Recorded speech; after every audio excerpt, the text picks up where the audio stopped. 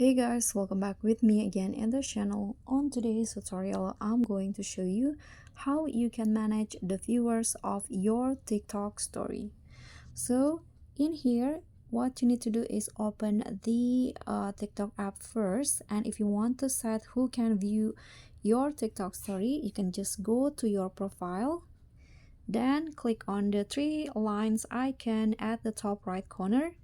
Click on the settings and privacy option, and in here select the privacy menu, scroll down and select the story option.